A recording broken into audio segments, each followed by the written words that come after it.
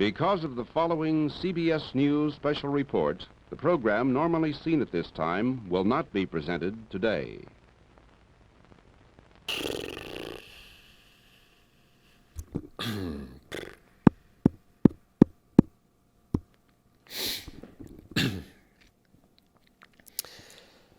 So,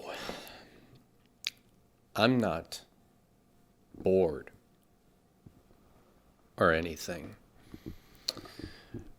but I thought I would take this moment of non-boredom to document on video some of this material that I've been accumulating over the last 75 years of my career. I think it's important to do that, and it's about time to do that. It's also important to note that I'm not bored or anything. So, the first item I'd like to read into the record is this letter to the editor from way back in 1939. This was written by a Sacramentan whose initials are J.C. And that's all we know. J.C. witnessed something, and it motivated him or her to go off on this epic rant. And I believe if something like this were written today,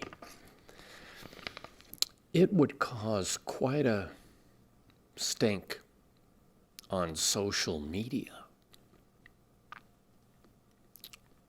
Maybe even a ruckus. And so I feel like I need to lean in a little bit just to convey the seriousness of this matter. Sir, recently I saw a young woman at the corner of 10th and K Streets who had on an attractive new hat.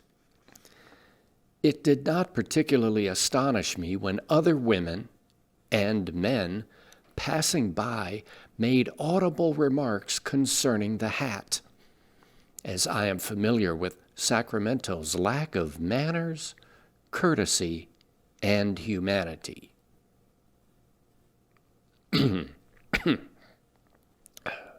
But the unfortunate girl was embarrassed deeply because she had the independence to wear something new and novel instead of the last year's bird nests customarily worn by our dowdy females. Dowdy females? Bird nests? Bad manners? Lack of humanity? JC, that is some rough language. But in the second paragraph, JC pivots and hits the other side just as hard. As far as men's attire is concerned, the scale of values seems approximately as follows. In summer, if you wear a shirt, you are dressed up. If you put on a tie, you are overdoing things a bit. If you put on a coat, you are practically a dude. And if on top of that, you have the brazen gall to wear a hat, wow, brother, you become a positive fop. Fop. So, I wanted to know more, learn more about this incident. And so, because I'm not bored, I was able to unearth a photograph of this very place, K Street, near 10th. And here it is. And you can see it's a very vibrant stretch of downtown Sacramento, this exact area. And there are men wearing hats. And you can see that there are women wearing hats too. And so I leave it to you to form your own opinion as to whether JC is telling the truth in this letter or not. Now, for me, the way this lands for me is that if this brother, who had the brazen gall to wear a hat and become a positive fop, if this brother, way back when, had managed somehow, serendipitously or magically, been able to hook up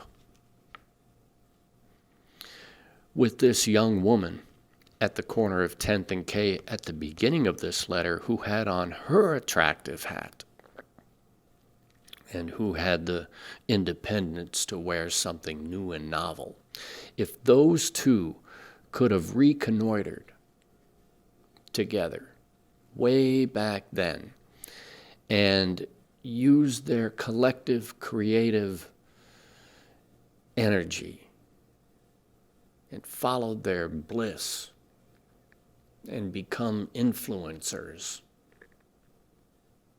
and move the meter fashionistically just a little bit, maybe all these decades later, Sacramento might be known as the city of style, not city of trees. Now, I'm not saying that that would have happened by any stretch.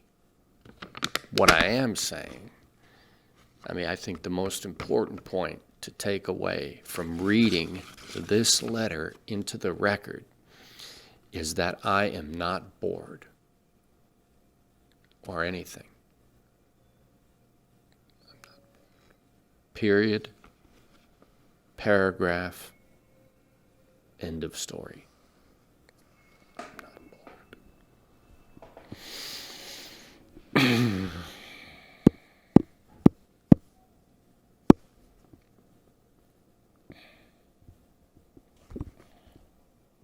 Please stand by for further details. We return you now to your regularly scheduled program.